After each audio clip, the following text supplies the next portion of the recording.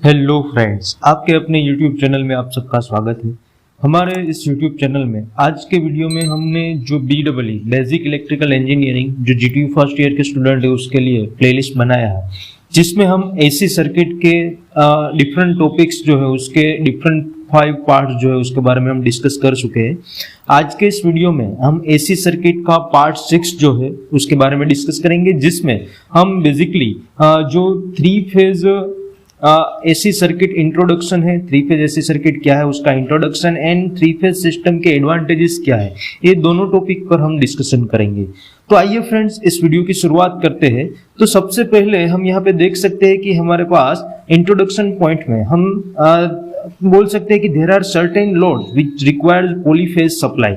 अब तक हमने AC में सिंगल फेज सप्लाई की बात की थी, but there are certain loads, बहुत सारे डिफरेंट लोड्स है कि जिसमें बेसिकली जो पॉलीफेज सप्लाई है वो पॉलीफेज सप्लाई का यूज हम करते हैं। Now what is polyphase? तो हम बोल सकते हैं कि फेज मींस ब्रांच और सर्किट और winding, while poly means many, that means जिसमें many फेज और many ब्रांच और many सर्किट अवेलेबल है उसको हम पॉलीफेज बोल सकते हैं। that means phase means we can say branch, circuit or winding, and poly means many. So here polyphase, that means many branch or many circuit or many winding. So such applications need a supply having a many AC voltage present in a simultaneously, and such a system is called polyphase system. It means ऐसी कोई application है जिसमें हमें many AC voltage, बहुत सारे AC voltage की requirement रहेगी, तो AC जो सिस्टम है उस सिस्टम को हम पॉलीफेज सिस्टम बोल सकते हैं कि जिसमें बहुत सारी ब्रांचेस, बहुत सारी सर्किट है और एक से ज्यादा सप्लाई की हमें रिक्वायरमेंट है, तो ऐसे सिस्टम को हम पॉलीफेज सिस्टम बोल सकते हैं।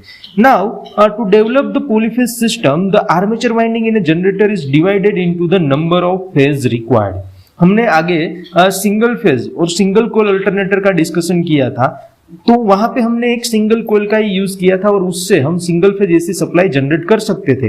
बट अगर हमें पॉलीफेज सिस्टम डेवलप करनी है तो जो हमारा आर्मेचर वाइंडिंग है उस आर्मेचर वाइंडिंग जनरेटर का जो है उसको हमें नंबर ऑफ फेज रिक्वायर्ड में डिवाइड करना होगा। दैट मीन्स कि अगर हमें 3 फेज की रिक्वायरमेंट है तो आर्मेचर वाइंडिंग को हमने 3 पार्ट्स में डिवाइड करना होगा। अगर हमें पॉलीफेज 3 से ज्यादा फेजेस की रिक्वायरमेंट है तो उसको हम ज्यादा फेजेस में और ज्यादा नंबर ऑफ पार्ट्स में डिवाइड कर सकते हैं। तो बेसिकली तो एसी सर्किट में हम सिंगल फेज या 3 फेज यूज करते हैं। तो जो जनरेटर है उस जनरेटर को हम उसका जो आर्मेचर है उसके वाइंडिंग को हम 3 पार्ट में डिवाइड करके हम 3 फेज सर्किट जो है वो प्रोड्यूस कर सकते हैं, 3 फेज सिस्टम जो है वो हम प्रोड्यूस कर सकते हैं।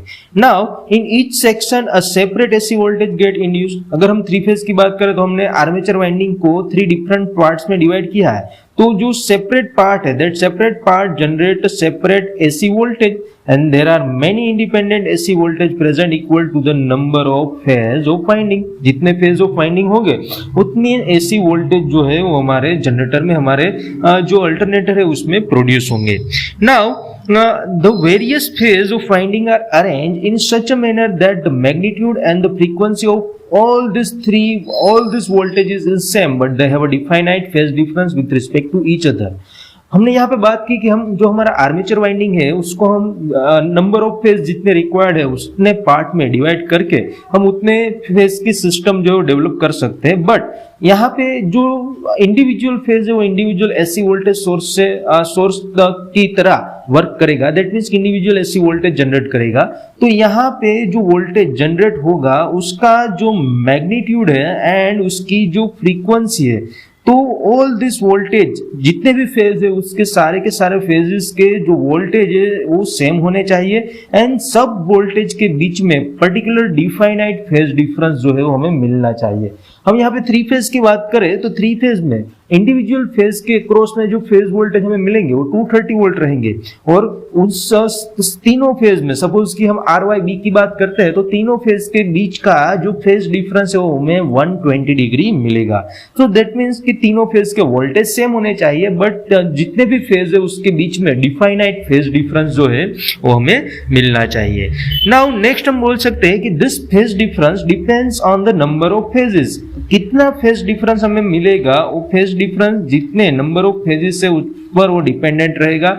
और वी कैन से वाइंडिंग को हमने कितने पार्ट में डिवाइड किया है उसके हिसाब से हम नंबर ऑफ फेजेस और फेज डिफरेंस जो है वो डिफाइन कर सकते हैं। फॉर एग्जांपल हम यहाँ पे बात करें कि हमारे वाइंडिंग को हम पर्टिकुलरली एन फेज में डिवाइड कर रहे हैं, तो पर्टिकुलर वाइंडिंग को अगर हमने एन फेज में डिवाइड किया है तो जो वाइंडिंग है वो हमारा एन सेपरेट एसी वोल्टेज जो है वो प्रोड्यूस करेगा, राइट। तो यहाँ पे n different AC voltage produce हो रहे हैं, तो n separate AC voltage will be available and उसका मैग्नीट्यूड एंड फ्रीक्वेंसी तो सेम ही मिलेगी, बट यहाँ पे फेज डिफरेंस हमें कितना मिलेगा। तो हम एसी की बात कर रहे हैं तो एसी की कंप्लीट साइकिल हमारे पास रहेगी 360 डिग्री, और जितने पार्ट में हमने डिवाइड किया है, सपोज कि यहाँ एन फेजेस में हमने डिवाइड किया है, तो we can say here 360 divide by n अगर हम कंसीडर करते हैं, 360 डिवाइड बाय एन अगर हम यहाँ पे कंसीडर करते हैं, तो 360 डिवाइड बाय एन जो है उतना फेज डिफरेंस हमें अवेलेबल रहेगा।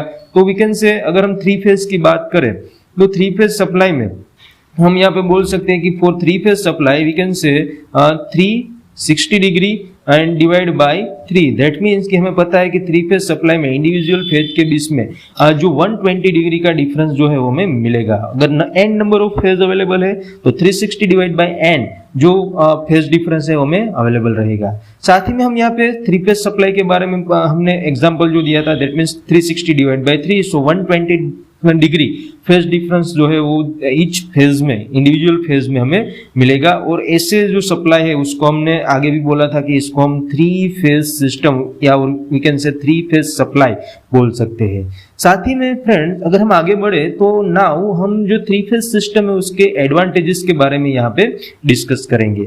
नाउ बेसिकली जो थ्री फेज सिस्टम है उसका हम एडवांटेजेस यहाँ पे देखें तो सिंगल फेज के कंपैरिजन में हमें एडवांटेजेस हम उसको कंपेयर करके एडवांटेजेस लिख सकते हैं। तो बेसिकली सिंगल फेज के कंपैरेटिव में अगर हम देखें तो थ्री फेज सिस्टम के ऐसे कौन से एडवांटेजेस है, तो यहाँ पे हम देखें तो फर्स्ट ऑफ ऑल जो एडवांटेज है that means the output of three phase machine is always greater than the single phase machine of same size. अगर हम कोई भी सिंगल फेज और थ्री फेज मशीन जिसकी साइज सेम है, सेम साइज दैट मीन्स कि उसकी पावर रेटिंग सेम है, तो उसका जो आउटपुट है तो उसके आउटपुट के कंपैरिजन में हम बोल सकते हैं कि जो थ्री फेज मशीन है उस थ्री फेज मशीन की आउटपुट सेम साइज के लिए वो सिंगल फेज मशीन से ऑलवेज ग्रेटर हमें मिलेगी as compare to single phase machine. तो ये हम बोल सकते हैं कि उसका बहुत बड़ा एडवांटेज है। सेकेंड एडवांटेज हमारे पास है for transmission and distribution, three-phase system needs less copper or we can say less conducting material than the single-phase system for a given volt ampere and voltage rating. So transmission become very much economical.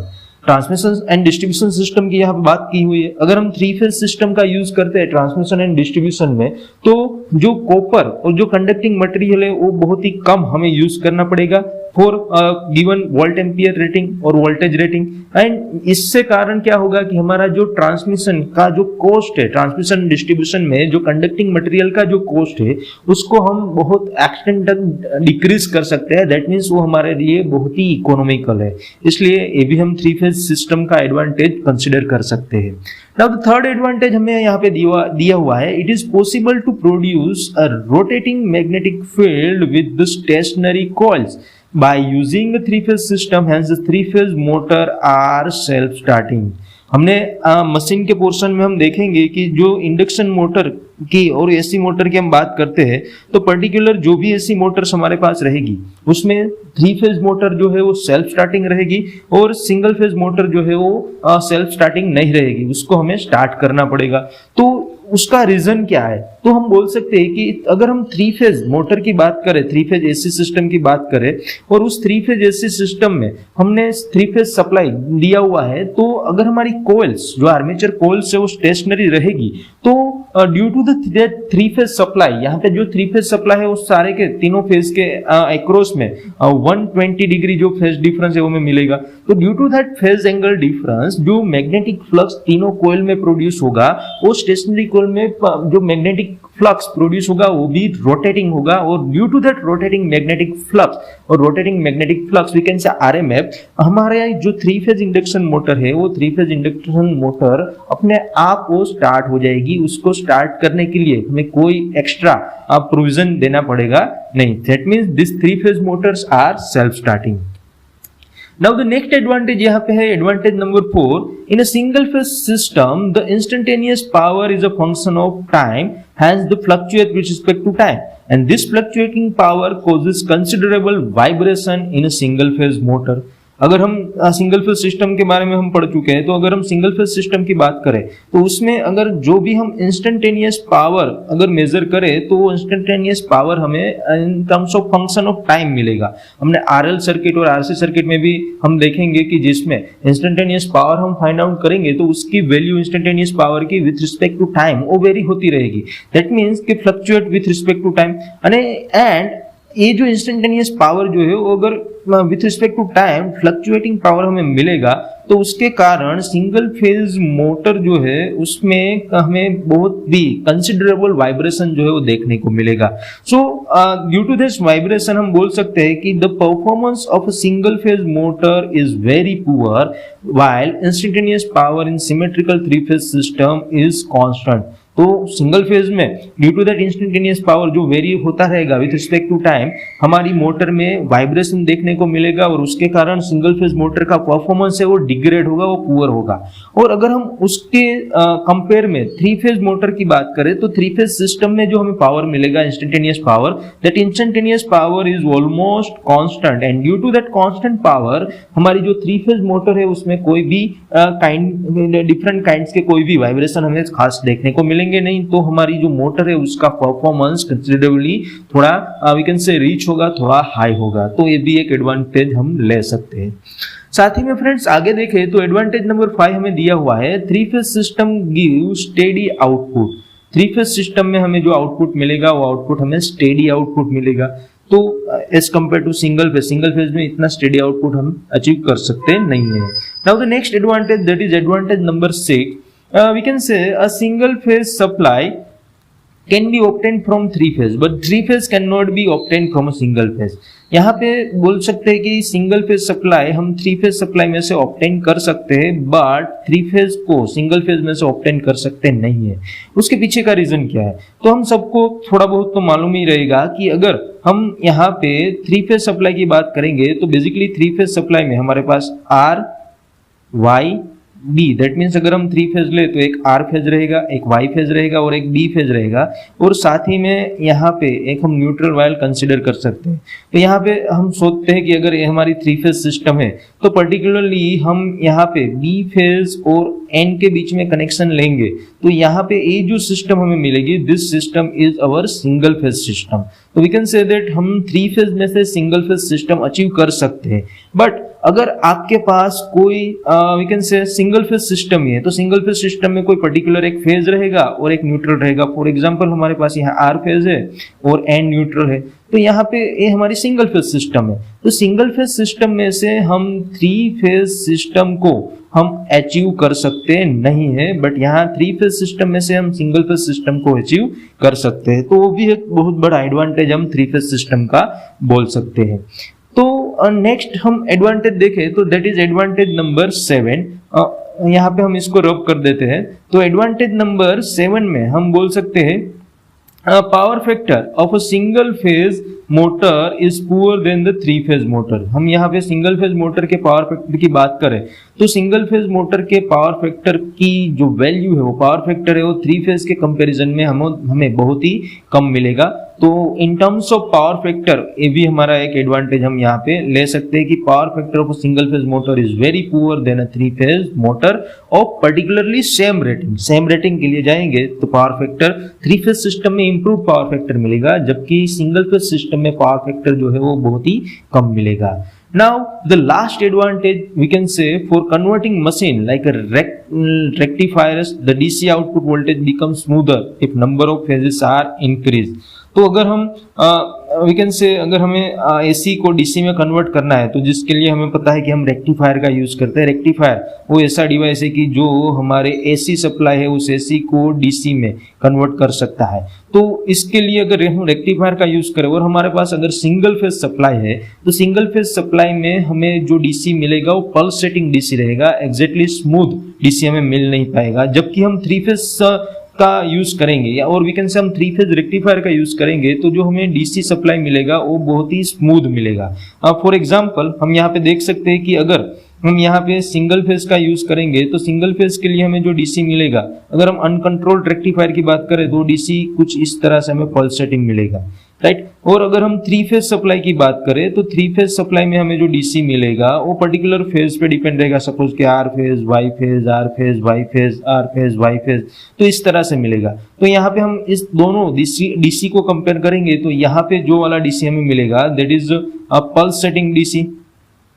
तो pulsating DC है, इसको हम pure DC तो बोल नहीं सकते। और उसके कंपेयर में अगर हम यहाँ पे जो 3 फेज से हमें जो डीसी मिल रहा है वो भी पल्सेटिंग है, बट इसके कंपैरिजन में यहाँ पे हमें सिंगल फेज के लिए मिल रहा है और यहाँ पे हमने 3 फेज के लिए मिल रहा है। तो इस दोनों की अगर हम कंपैरिजन करें तो ये वाला जो डीसी है वो स्मूदर हमें as compare to first one, हमें स्मूथ डीसी जो है वो smooth we can say DC हमें यहाँ पे अवेलेबल रहेगा।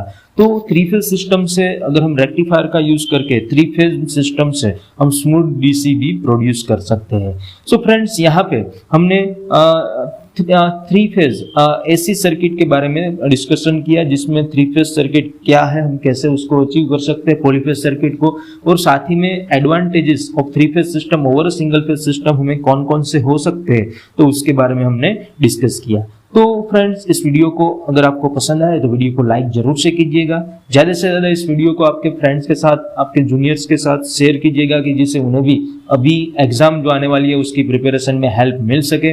और साथ ही में आपके कोई सजेशंस हो, आपके कोई डाउट्स हो तो आप हमें कमेंट बॉक्स में लिख सकते हो। और हमारी जो यूट्यूब चैनल है जिसकी लिंक आपको यहाँ पे दी हुई है, तो इस यूट्यूब चैनल को आप सब्सक्राइब करना ना भूलें। और साथ ही में हमारी जो टेलीग्राम चैनल है जिसकी लिंक भी नीचे डिस्क्रिप्शन में दी गई है, तो उस टेलीग्राम चैनल को भी आप ज्वाइन करें कि जिसमें हम day to day job updates तो पुट करते ही है, साथ में ही जो सारे नोटिफिकेशन, वीडियोज रिलेटेड नोटिफिकेशन है, इसका पीडीएफ मटेरियल है, वो भी हम रेगुलरली उस पर अपलोड करते रहते हैं। तो हमारी टेलीग्राम चैनल को भी आप ज्वाइन करना ना भूलें।